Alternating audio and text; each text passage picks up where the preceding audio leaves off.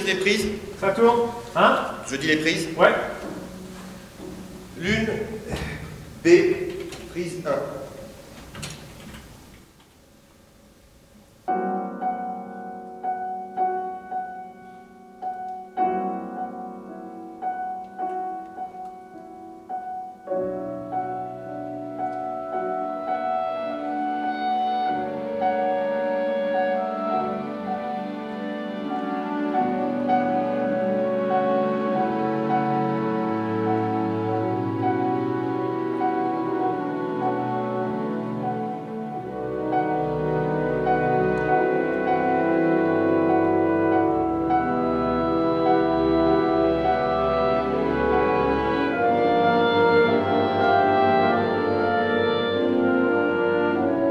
Je connais Jean-Christophe Chollet depuis longtemps et je le connais comme orchestrateur en fait et justement de grands ensembles de jazz, donc de quelqu'un qui est obligé de manier les sons, alors beaucoup souvent cuivre et vent, pas trop justement orchestre symphonique classique. Et comme Guillaume est un pianiste qui oscille entre deux mondes avec une tentation de l'un et un savoir-faire de l'autre, c'est très compliqué pour lui et ses inspirations sont toujours proche de la musique classique. Il parle de Mozart, de Bach, de Debussy, de Chopin, de Mozart, enfin ce qu'on veut. Et ce qu'il joue est plutôt improvisé. Donc alors l'idée en fait est venue des deux. Ils sont venus me voir. Et s'ils sont venus nous voir, je crois que c'est justement parce que l'orchestre est pas figé dans une image comme ça, coincée.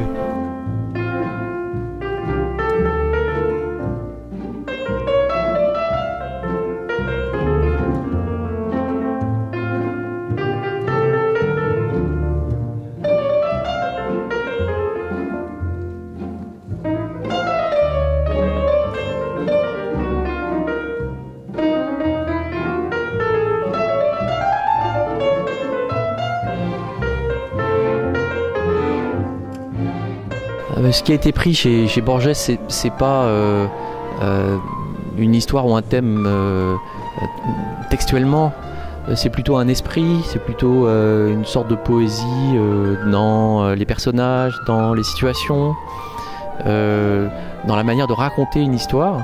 Et donc j'ai conçu cette suite concertante comme cinq paysages, cinq scénarios différents. En pensant à des personnages, en pensant à des climats, à des couleurs, à des événements. Et c'est vraiment une musique que j'ai souhaité scénariser.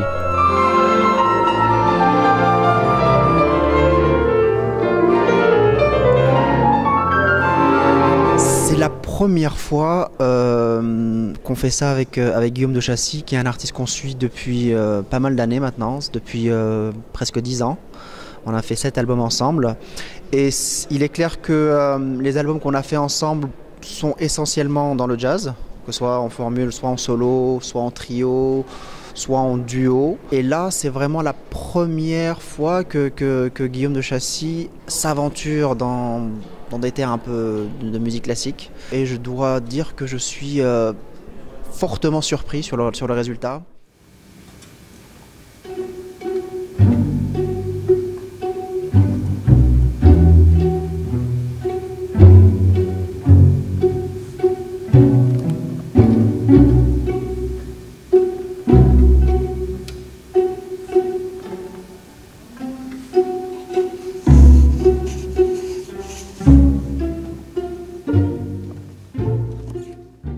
Surtout la rencontre aussi avec Olivier Perronneau, qui est le directeur de la Maison de la Culture de Nevers, qui est un homme de production, qui sait ce que c'est que s'installer en résidence dans un lieu, qui sait ce que c'est que travailler sur une création. Donc il a ouvert les bras et la porte, comme il sait faire. Et puis le dernier de tous, c'est Roger Fontanelle, qui est le directeur de D-Jazz à Nevers, qui est quand même la ville du jazz en Bourgogne. Ça fait beaucoup de conjonctions, vous voyez. Mais c'est ça qui est amusant dans ce métier.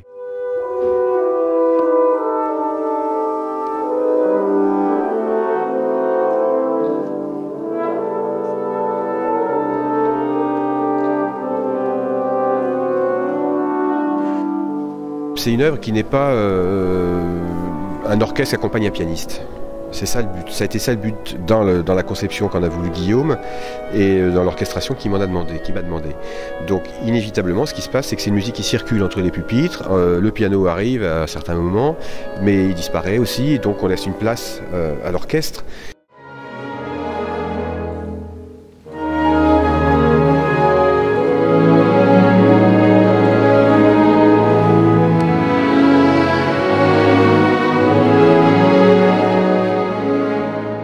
Aussi une relation qui s'est faite avec la maison de disques qui était aussi très importante. Et le disque, bon oui, on sait à peu près tout ce qu'aujourd'hui, qu'elle est sans problème, etc. Mais voilà, c'est une maison qui a une qualité de distribution moderne aussi à travers Internet, à travers le monde entier.